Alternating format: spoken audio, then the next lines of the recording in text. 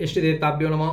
दोस्तों स्वागत है आपका फिर से एक नई वीडियो में नई ऊर्जा और नए जोश के साथ। दोस्तों व्यक्तिगत कारणों से पिछले कुछ दिनों से आप लोगों के बीच वीडियो नहीं आ पाए। इस दरमियान आप में से कई दर्शकों व शुभचिंतकों ने कॉल व अन्य माध्यमों से हालचाल लिया, तगादा भी किया। आपके इस स्नेह से अभिभूत हूँ और आप लोगों तक ससमय वीडियो न पहुँचाने के लिए मैं माफ़ी चाहता हूँ। आपसे वादा रहा कि अब मैं इतने लंबे अंतराल के लिए छुट्टी पर नहीं जाऊँगा, क्योंकि इससे पहला वीडियो हमने महाशिवरात्रि के आसपास रिकॉर्ड किया था और यह वीडियो सावन का महीना शुरू होने से कुछ दिन पहले रिकॉर्ड हो रहा है। तो सोचा क्यों ना आज के वीडियो की शुरुआत भी उस क्रम को आगे बढ़ाते हुए ही की जाए। बात भूत भावन भोलेनाथ की पूजा की हो और रुद्राक्ष की माला ना हो तो बात अधूरी सी ही रह जाती है।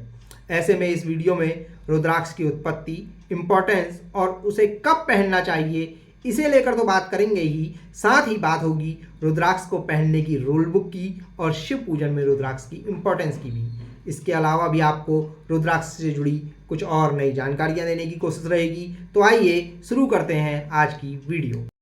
ये तो आपने बहुत सुना होगा कि रुद्राक्ष की उत्पत्ति भगवान शिव जी के आंसू की बूंद से हुई है, लेकिन क्या आप जानते हैं इसके पीछे की पूरी कथा क्या है?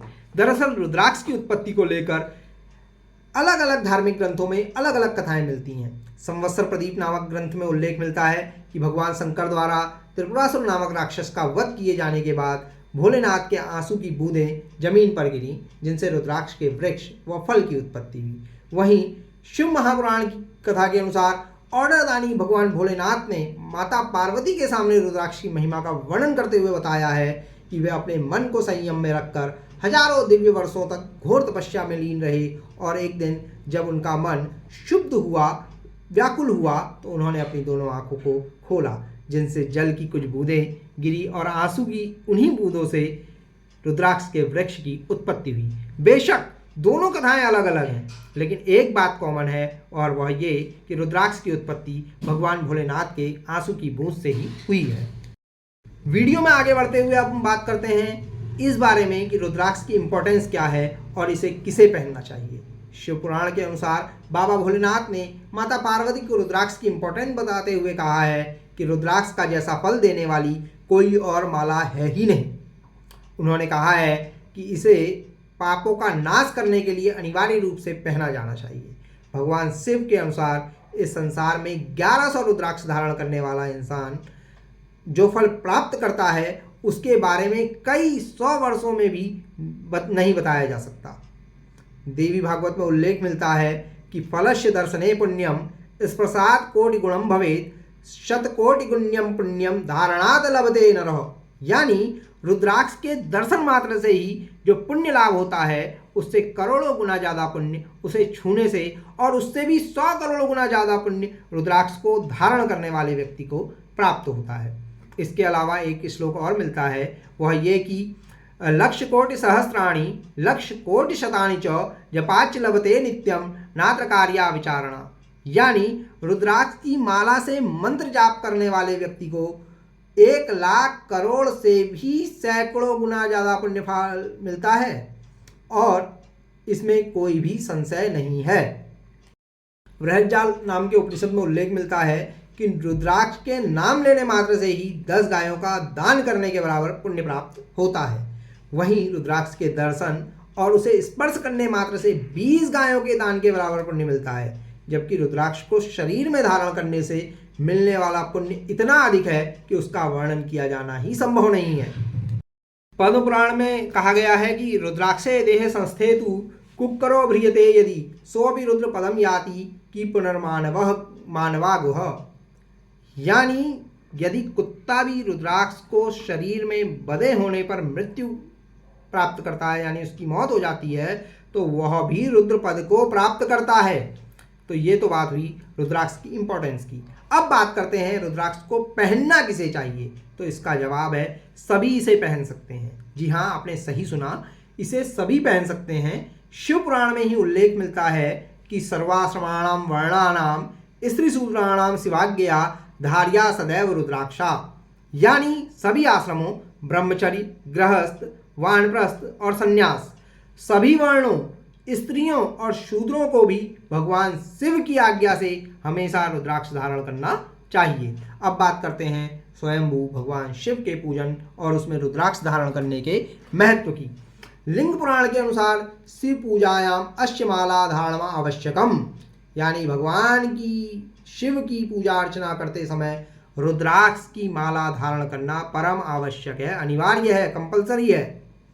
लिंग पुराण में यह भी उल्लेख मिलता है कि बिना भस्म त्रिपुंडे, बिना रुद्राक्ष मालया पूजितो अपि महादेवो न स्यात् तस्य फलप्रद, यानी बिना भस्म, बिना त्रिपुंड और बिना रुद्राक्ष की माला धारण किए जो व्यक्ति महादेव की पूजा करता है उसका फल कुछ भी नहीं मिलता, यानी वह पूजा व्यर्थ हो जाती है, बेकार हो जाती है।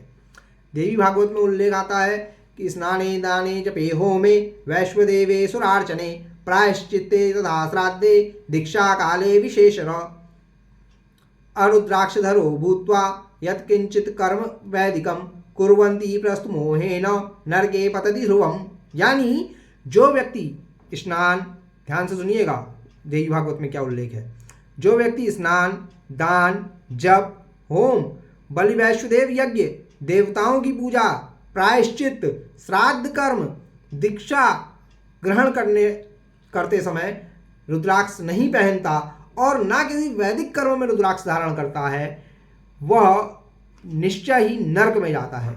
इसलिए इन सभी कर्मों के समय मनुष्य को रुद्राक्ष जरूर पहनना चाहिए।